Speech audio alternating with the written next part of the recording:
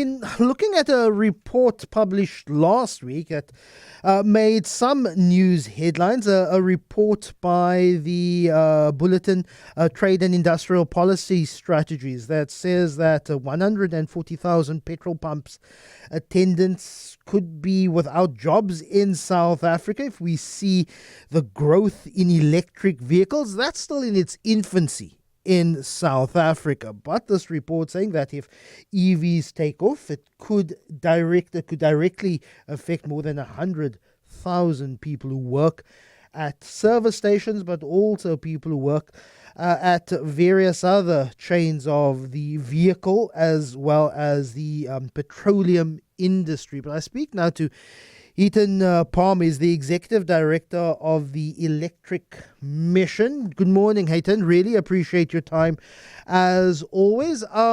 Your thoughts on this particular report that 140,000 jobs could be at risk, but it also ignores how many jobs could be created in a so-called green economy in South Africa.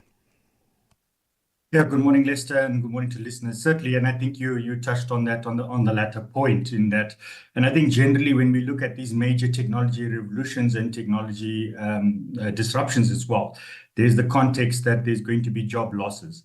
But I think, as we see this, it's more of a job shift in terms of that. I think naturally, independent of speaking about electric vehicles, naturally we have an evolution of new jobs being created and legacy jobs being made, redundant in that. But I think the important thing to note with electric mobility and the transition thereof, it's not going to be a switch off today and a switch on tomorrow. It's a natural progression. And as we look at this fleet transition, it's going to be quite a long phase in of that. And even for example, Norway is pretty much on target to reach 100% of new car sales as electric of 2025. But that existing fleet is still going to be ICE or internal combustion engine vehicles for quite a long time, at least another 30 years.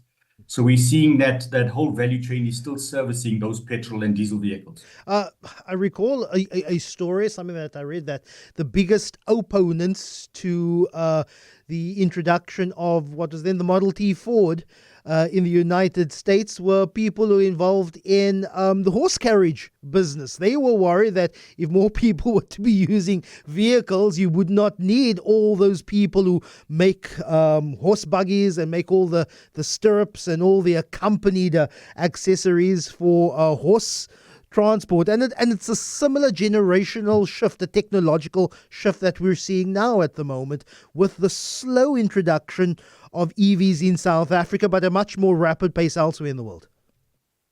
Yeah, Lester, you hit that spot on. So if we look at the early 1900s, New York City, Fifth Avenue specifically, had multiple horse carts there. And they reached a crisis, with that. And what was that crisis? Is horse manure and the impact on that. The smell, the diseases, and everything else. And literally, centuries later, we're now faced with poor air quality in our cities on the combustion of petrol and diesel, which is really affecting our health and air quality. And now we're in a revolution to move away from that. So certainly, and when you're looking at those are all the new jobs that got created within that. I think what's interesting, for looking at from a European perspective, as much as Europe has announced the 2035 ban of petrol and diesel vehicles, a study that came out of Europe is that 1.1 million jobs are to be created across the e-mobility value chain by 2030. Now, if you bring that back into South Africa has the National Development Plan of 2030. Now, if we look at creating sustainable jobs, economic transformation, and economic development, if we really unlock this e-mobility value chain, manufacturing, assembly, and uptake on that, we can really create sustainable jobs through this opportunity of what electric mobility presents. In South Africa's automotive sector employs something like 100,000 people across the numerous assembly plants.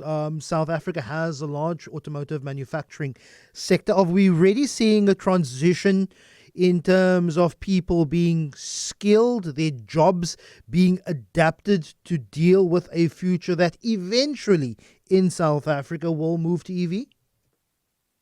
Yeah, indeed. So if you're looking at some of the progressions already, I think the first plug-in hybrid electric vehicle was manufactured in East London in 2018. And already that manufacturing line that is manufacturing that existing model started training and evolving into manufacturing an electrified platform, which is a plug-in hybrid electric vehicle.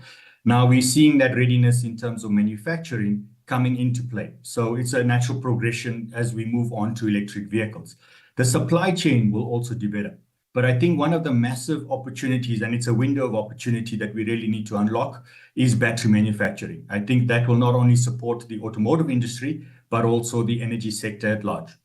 Hiten Parmar, really appreciate your time. Executive Director of Electric Commission.